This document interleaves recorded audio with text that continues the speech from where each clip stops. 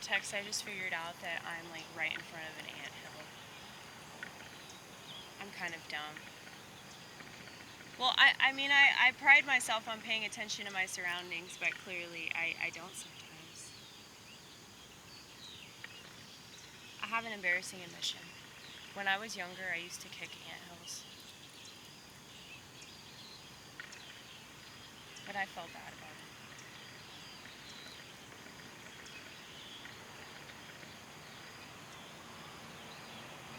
That's very sociopathic, isn't it? I think I did that just to kind of prove that I could fuck something up. So maybe that's why I was just bitten by an ant. Maybe that's why that happened.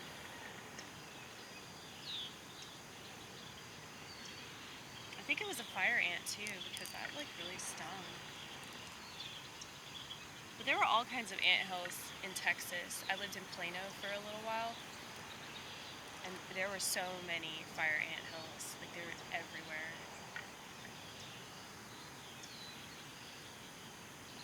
But I do remember though that I kicked an anthill and I was bitten by one fire ant, and that was enough of a lesson for me, and I never did it again.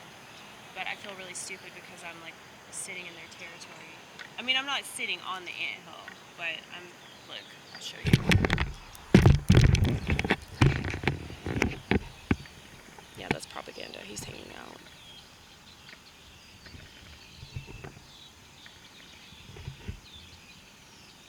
They're very, very hard workers.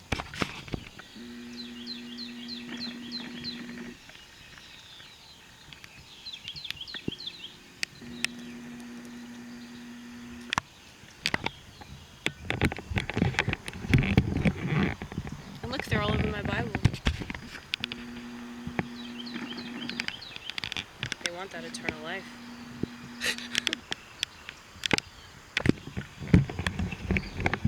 Well,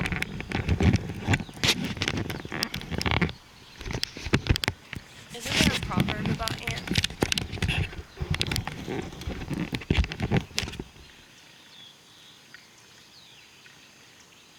About how hard they work to gather their food?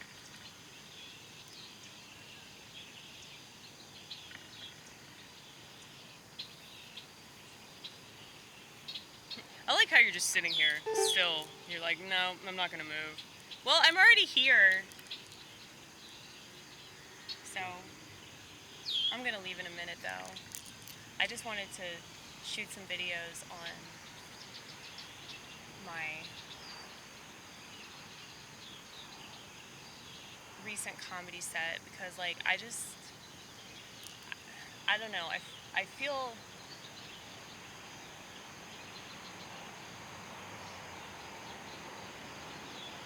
like a piece of shit anytime that I make fun of people,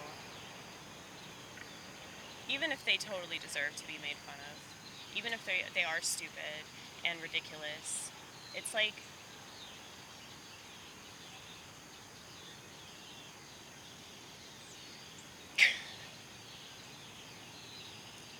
it's like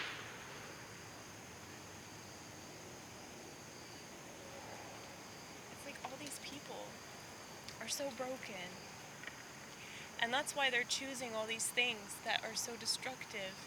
It's because they don't know God, and they don't have any idea how much Jesus loves them. And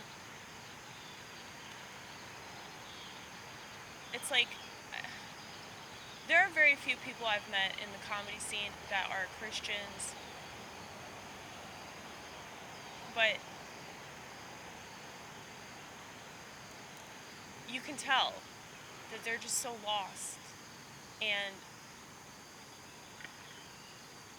it's like they just want to keep self-destructing, you know? And I realize that I can't do anything about that because I was very self-destructive for a long time too.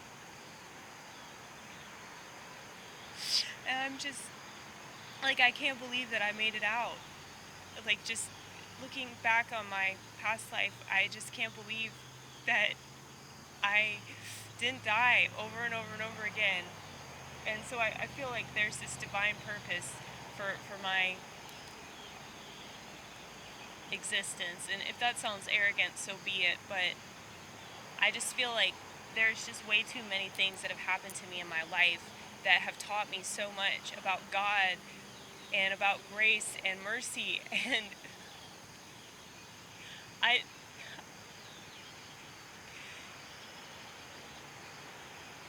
I wish that I could just do this on stage. I wish I could just start crying, but like I don't think I'm anywhere near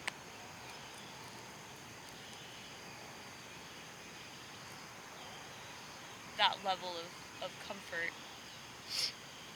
But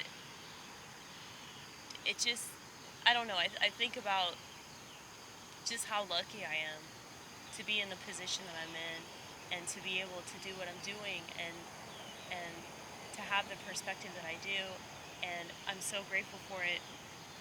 And I just want to give that to other people. I just want them to have it.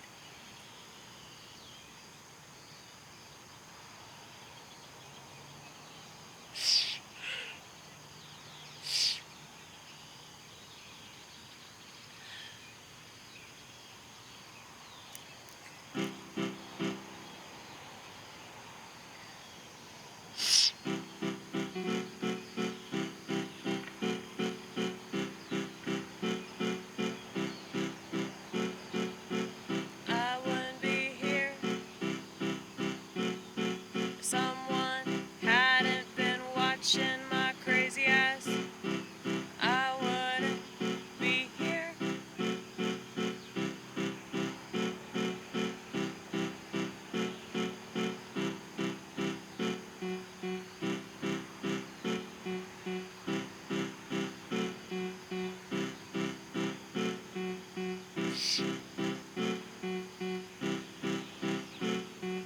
I used to walk around smelling like liquor and vomit.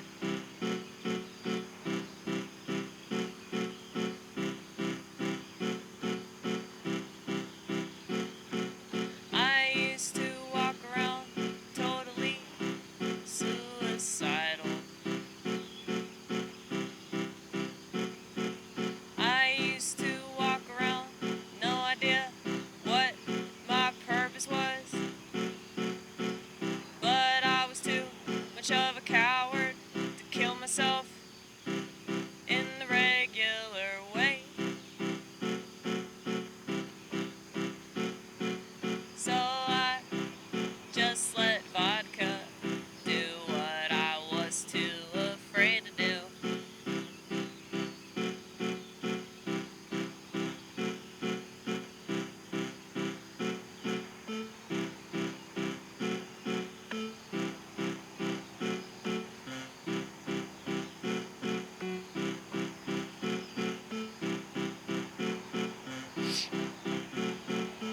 And then fast forward,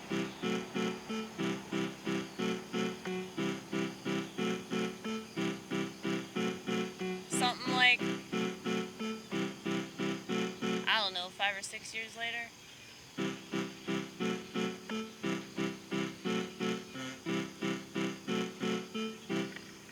hear that? Y'all hear that?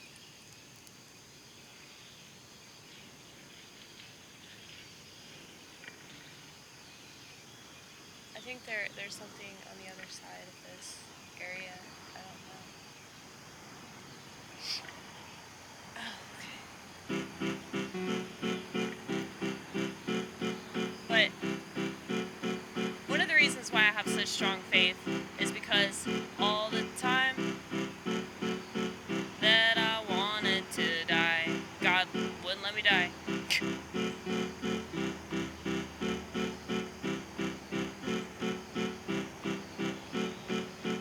And then after all those mistakes that were very similar or pretty much the same, after all those mistakes, after I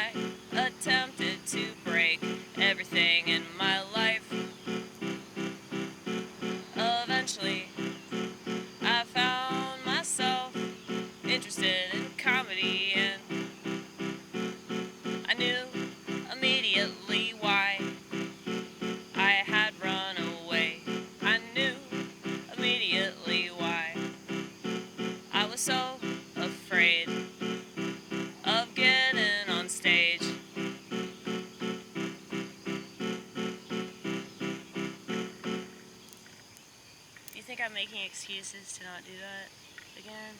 I just don't know, man. I don't know. I feel like I go through these phases where it's like I want to do comedy a lot, and then I don't want to do it at all, and then I just want to quit, and then I'm like, no, I just want to do TED Talks. But I'm like, how the fuck are you going to do that? You're not organized at all, bitch. It's just so frustrating. But I know that comedy is the right path, though, because that's when I became a Christian. And in the Bible, it talks about, I believe it's 2 Corinthians, where Paul is like saying that we all have our calling, and we need to stay in that calling. And so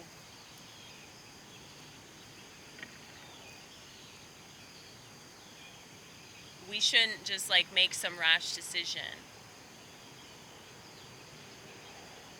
because we're uncomfortable, or because, you know, we want to spread the gospel or whatever, you know?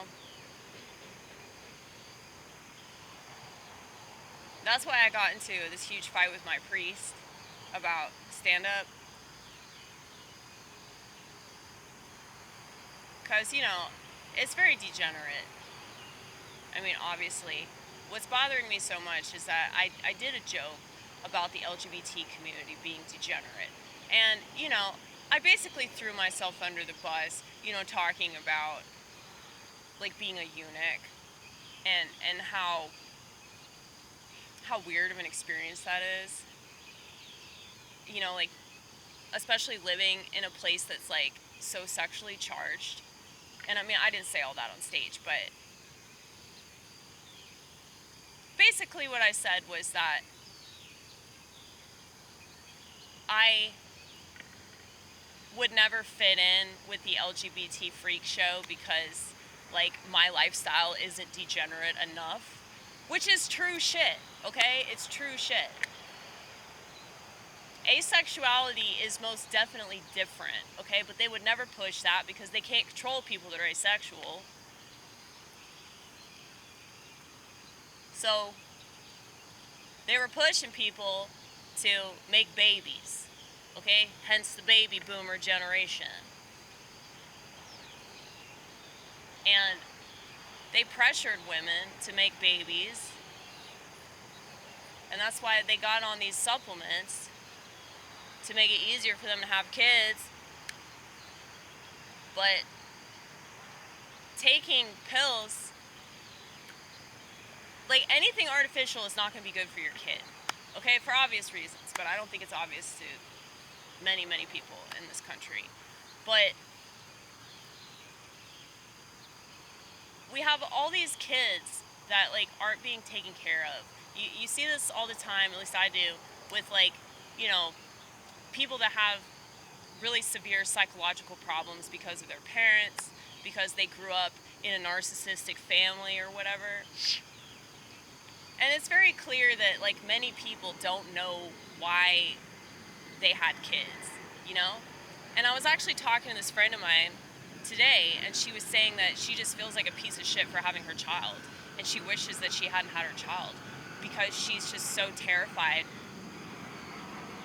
for, you know, what's going to happen in the future. And it's like, it just seems that a lot of people are in that boat, that they really wish they hadn't had kids. And I can't even imagine being a child and growing up with parents that are that fearful and that pessimistic about everything. And I don't know, man. It just seems like people, they do things for the wrong reason.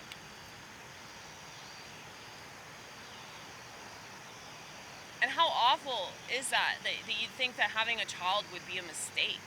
You know, that bringing a child into the world, I mean, I guess I really relate to that, because I'm a mistake.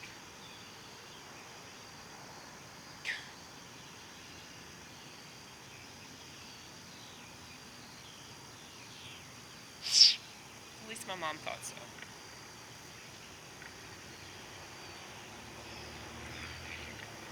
But I mean, obviously God didn't, though, because I was born on Thanksgiving, right? Which is funny. That's funny and fucked up, but it's funny. But anyway, what was I talking about? Just, like,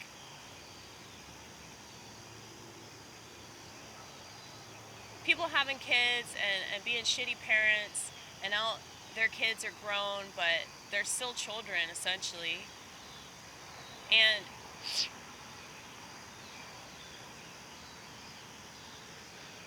it's like, something always told me not to have kids. Like, every single time that I've ever had sexual intercourse, I was always, like, terrified that something was going to happen. And I mean, I think that's horrible, you know? Like, people should be having sex for the purpose of procreation. They shouldn't be having sex and worried that they're accidentally going to get pregnant. You know, like, that shouldn't even be an accident. And, like, I know that, like, my adoption has everything to do with why I have this perspective about sex. But, oh yeah, I was talking about asexuality. And I was talking about how they'll never push that. So they push these married couples to have kids, right? Not to raise their kids right, but just to have kids. Just to have more mass consumers. Because that's essentially what they were thinking, you know, dollar signs. So now that we're in this particular phase of humanity, and people are easier to control than ever, they're like just pushing the gay shit like hardcore. And I mean, they've been pushing the gay shit, but now it's like, it's not enough to fuck people in the ass. Now you gotta swap genitals. And it's crazy to think about it, like, if you identify as a trans person, that means that you're not the gender that you were born, right? So it's like, the fact that that's not enough for, like, men to just prance around in a little dress. That's not enough. Like, now they want them to just completely get rid of their penis altogether.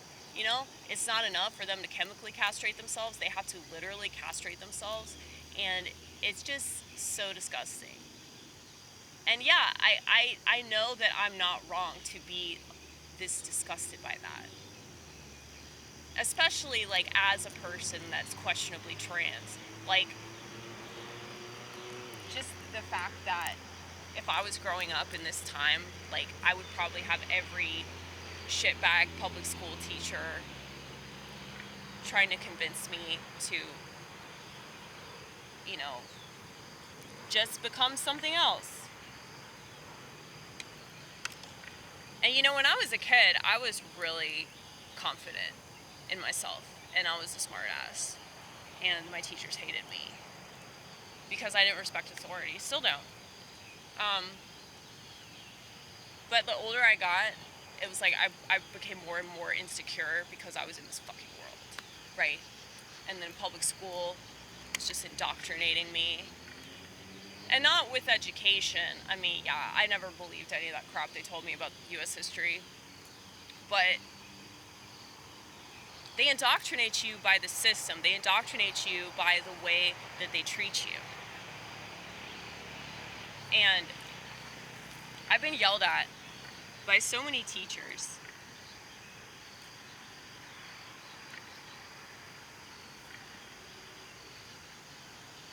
It's like, I don't know why people have any faith in the system. And I've never understood that, like, ever since I was a kid. It didn't make any sense to me why people would trust the system and rely on it, because, like, at any given point they could just pull the plug on us, you know what I mean? And It's like my parents are total sheep. My whole family, total sheep. Most of the kids I went to school with, total sheep. Neighbors, total sheep. So it was like the only people that I had to turn to were like fucking Tupac. You know, because Tupac was like, don't trust the media. Don't trust the media. This whole world's a lie. You know? And that was so comforting. So it was like I really took comfort in my music more than anything else. Because it was artists that shared my perspective. Nobody around me shared my perspective. I mean, I wouldn't talk about it anyway because I knew that they would probably get me on medication or some shit. But it's like I just remember that. Just being a kid and thinking like, you're crazy. If you let people know what you're thinking, they won't know what to do.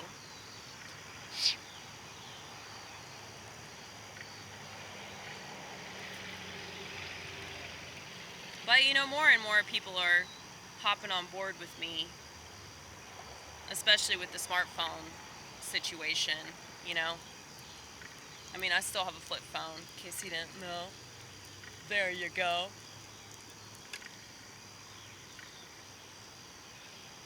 It's just,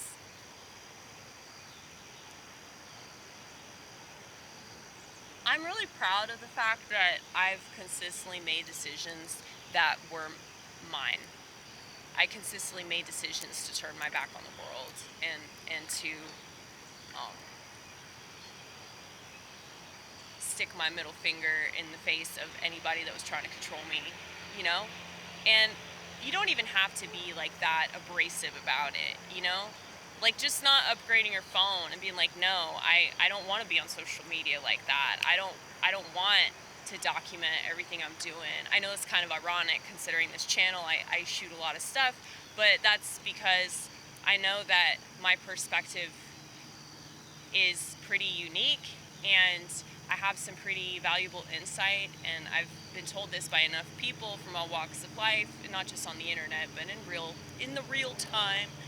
Um, so it really doesn't matter how many people are confused or pissed off or offended by me because of, you know, the small faction of people that really do get it and they see me as some sort of godsend. So like I know that I have a reason to be this way.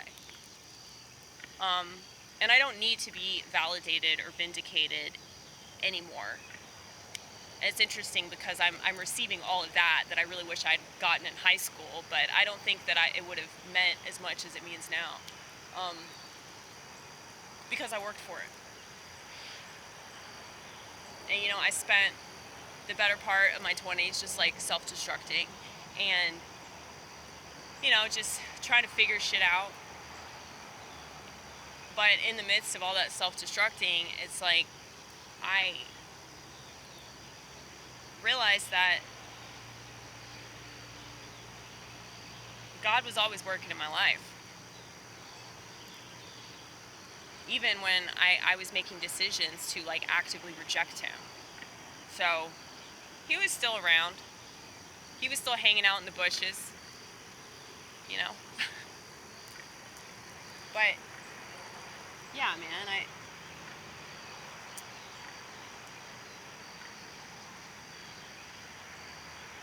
I just like get really overwhelmed when I think about everything, and I'm just amazed that I'm still here, and I'm amazed that I have all the things I have in my life.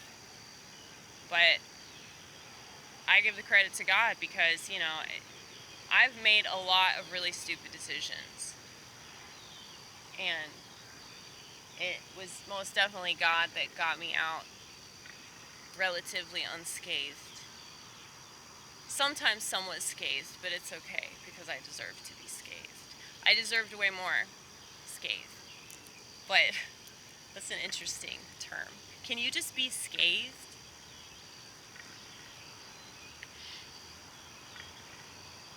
If I had a smartphone, I could look that shit up right now, but I don't have a smartphone. And I'm gonna have to wait until I get home to look it up on the internet. But I probably won't remember until I watch this. But yeah, man,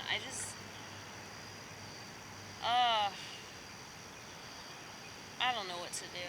I don't know if it's just the devil fucking with me. I feel like it is.